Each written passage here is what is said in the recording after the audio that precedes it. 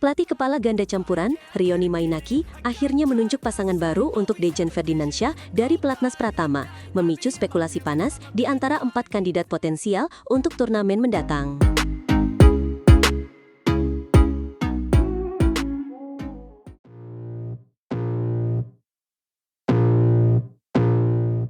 Seperti presenter olahraga, suara dipercepat.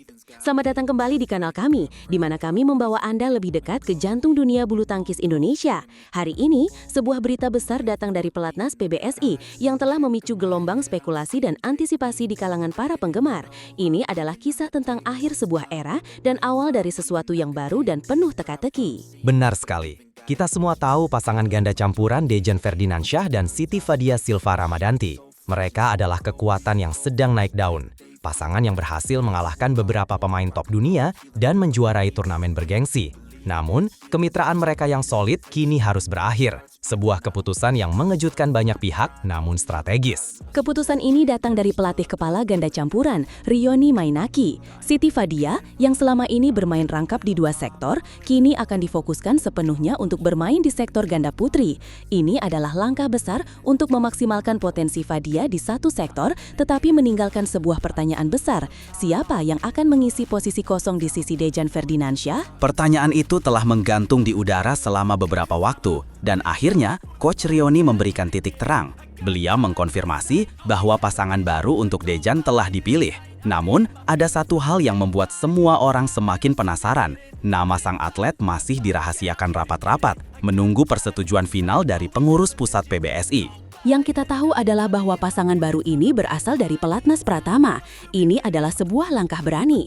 Coach Rioni menegaskan bahwa ini bukan keputusan sembarangan. Dejan sudah berada di level elit, jadi pasangannya harus memiliki kualitas yang setara, baik dari segi teknik maupun, yang lebih penting, mentalitas juara di lapangan. Tentu saja, Rioni mengatakan, karena Dejan sudah pernah juara, sudah kalahkan pemain-pemain top dunia, jadi kami tidak bisa kasih pasangan sembarangan, harus yang kualitasnya mendukung.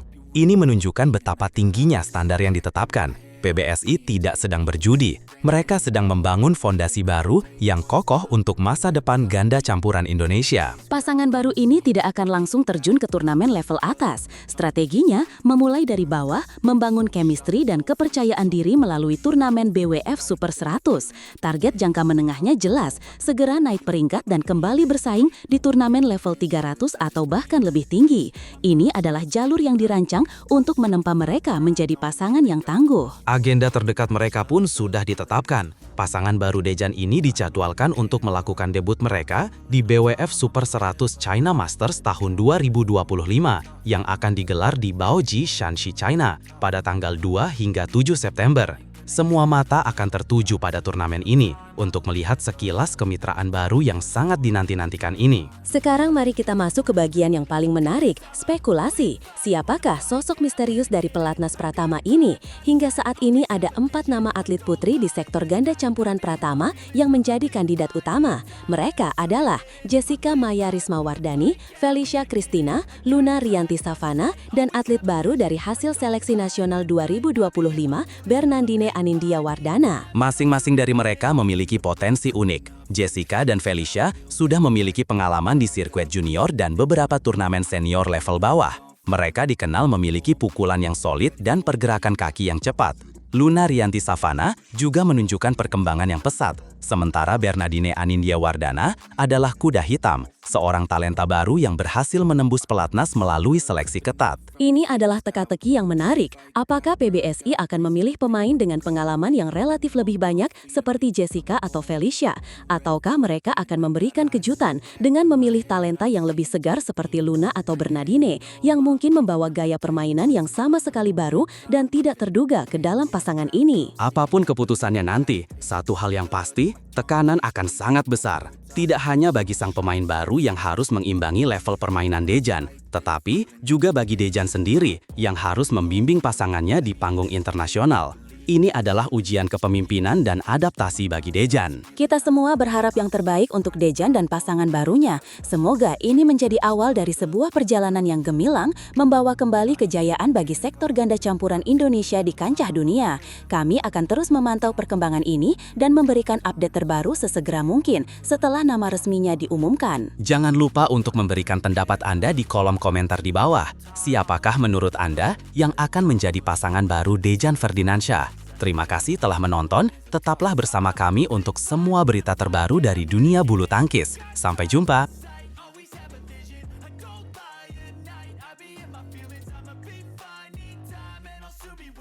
Setelah absen cukup lama akibat cedera tulang rawan dan masalah vertigo yang mengganggu, dua andalan bulu tangkis Indonesia, Anthony Sinisuka Ginting dan Gregoria Mariska, akhirnya siap kembali menggebrak panggung dunia.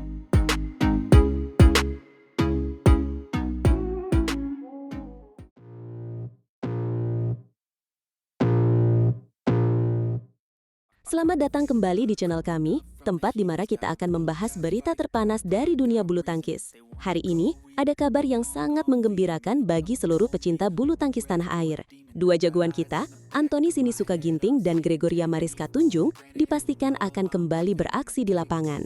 Benar sekali. Setelah melewati masa-masa sulit akibat cedera dan masalah kesehatan, Kepala Bidang Pembinaan Prestasi PPPBSI, Eng Hian, secara resmi mengumumkan bahwa Ginting dan Gregoria siap untuk comeback.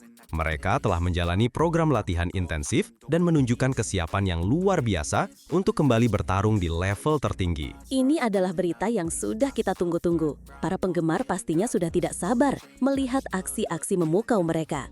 Ginting dan Gregoria dijadwalkan akan turun gunung di dua turnamen bergengsi, yaitu Jepang Open yang akan digelar pada tanggal 15 hingga 20 Juli, dan dilanjutkan dengan China Open pada tanggal 22 hingga 27 Juli mendatang. Tentu saja, kembalinya mereka bukan tanpa tujuan. Eng Hian menekankan bahwa kedua turnamen ini akan menjadi ajang pemanasan yang krusial, terutama menjelang kejuaraan dunia. Fokus utamanya adalah bagaimana Ginting dan Gregoria bisa beradaptasi kembali dengan atmosfer kompetisi dan yang terpenting, tetap dalam kondisi prima tanpa ada masalah fisik yang kambuh. Mari kita bahas lebih dalam mengenai kondisi Ginting. Seperti yang kita tahu, Ginting harus menepi cukup lama karena cedera tulang rawan dan peradangan otot di bahu kanannya. Cedera seperti ini tentu bukan hal yang sepele bagi seorang atlet. Harapannya, Ginting bisa melewati Jepang dan China Open dengan aman, tanpa cedera, dan yang paling penting, menemukan kembali feeling bertandingnya. Betul, feeling atau sentuhan di lapangan adalah sesuatu yang hanya bisa didapatkan melalui pertandingan sesungguhnya. Latihan sekeras apapun tidak akan bisa menggantikan tekanan dan adrenalin saat bertanding.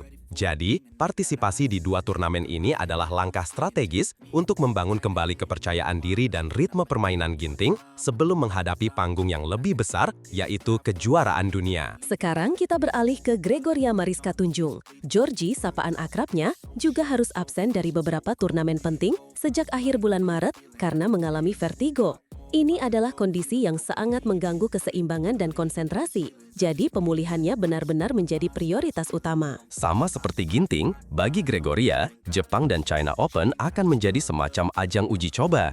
Ini adalah kesempatan baginya untuk mengukur sejauh mana performanya telah kembali setelah pulih dari sakit.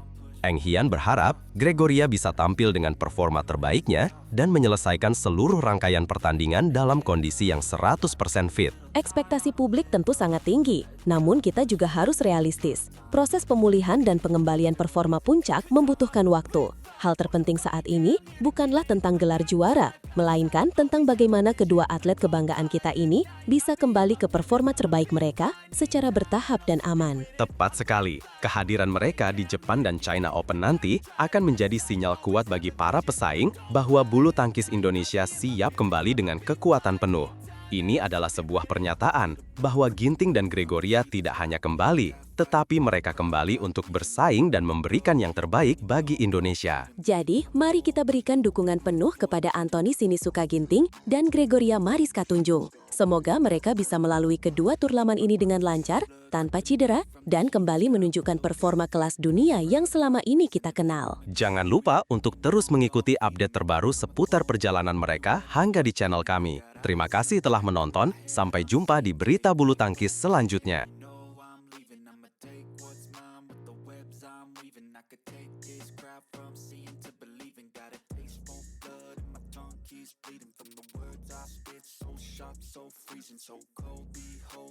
Ketika para pahlawan bulu tangkis kita diabaikan di rumah sendiri, mereka justru menjadi arsitek kejayaan bagi negara lain.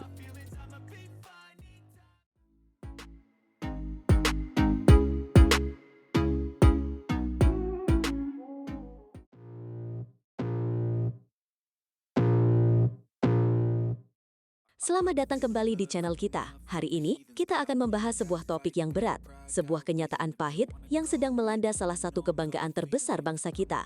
Tahun 2025 akan tercatat dalam sejarah sebagai salah satu periode paling kelam untuk bulu tangkis Indonesia. Sebuah tahun tanpa gelar, sebuah tahun di mana kita bahkan gagal total di rumah sendiri di Indonesia Open. Benar sekali. Kritikan tajam menghujam PBSI dari segala penjuru, bukan hanya dari para pecinta bulu tangkis, tapi juga dari para legenda hidup yang pernah membawa nama Indonesia ke puncak dunia. Namun, jika kita gali lebih dalam, masalahnya bukan sekedar hasil minor di lapangan. Ini adalah krisis penghargaan, krisis pengelolaan sumber daya manusia paling berharga di dunia bulu tangkis, para pelatih. Ironis bukan? Di saat kita haus akan gelar, negara-negara lain justru berpesta pora, merayakan kemenangan yang diracik oleh para pelatih hebat asal Indonesia. Pelatih-pelatih yang ironisnya justru tersingkir dari pelatnas Cipayung. Mari kita sebut nama yang paling membuat hati miris, Heri Iman Pirngadi.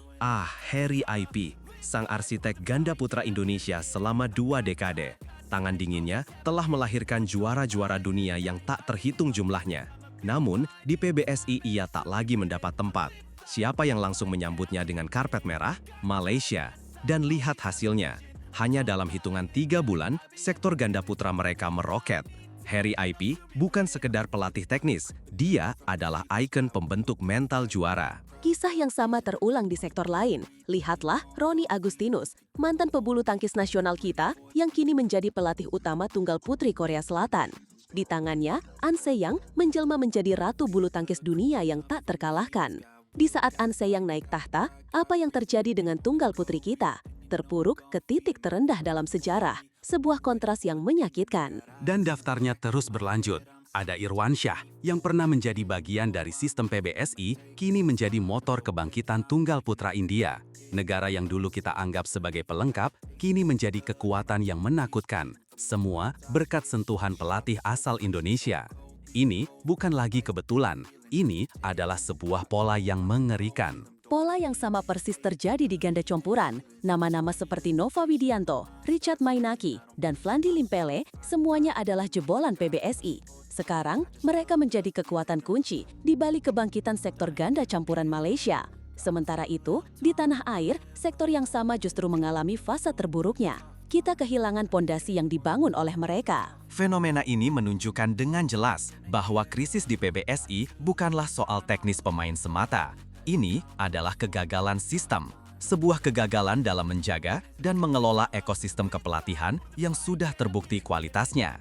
Para pelatih sukses ini tergusur oleh dinamika internal dan politik yang tidak berpihak pada prestasi dan meritokrasi. Tepat sekali, ketika negeri sendiri menutup pintu rapat-rapat untuk mereka yang berprestasi, negeri lain justru membuka lebar gerbang menuju kejayaan. Pelatih-pelatih hebat Indonesia tidak kehilangan kemampuan mereka. Mereka hanya kehilangan ruang untuk dihargai di rumah mereka sendiri. Dan jangan lupakan nama-nama lain yang tersebar di seluruh dunia. Paulus Firman di Singapura, Indra Bagus Ade Chandra di Belgia, Sarwendah Kusumawardani, dan Ardi Bewiranata di berbagai klub internasional. Bahkan, sampai ke benua Amerika, ada Halim Haryanto dan Tony Gunawan. Mereka adalah bukti hidup bahwa sumber daya pelatih Indonesia adalah aset kelas dunia. Mereka tidak hanya mengajarkan pukulan smash atau teknik netting. Mereka membawa nilai-nilai sportivitas, disiplin, dan filosofi latihan khas Indonesia yang kini justru menjadi dasar bagi negara-negara yang dulu belajar dari kita. Dan sekarang, mereka melampaui kita. Jadi, masalah utamanya sangat jelas, manajemen talenta dan regenerasi kepelatihan yang gagal total. Tidak ada peta jalan yang jelas. Ketika ada konflik atau perbedaan pandangan, solusi termudahnya adalah menyingkirkan, bukan mengelola. Sebuah kesalahan fatal yang kini harus kita bayar mahal dengan puasa gelar yang menyakitkan. Indonesia telah kehilangan harta karunianya yang paling berharga.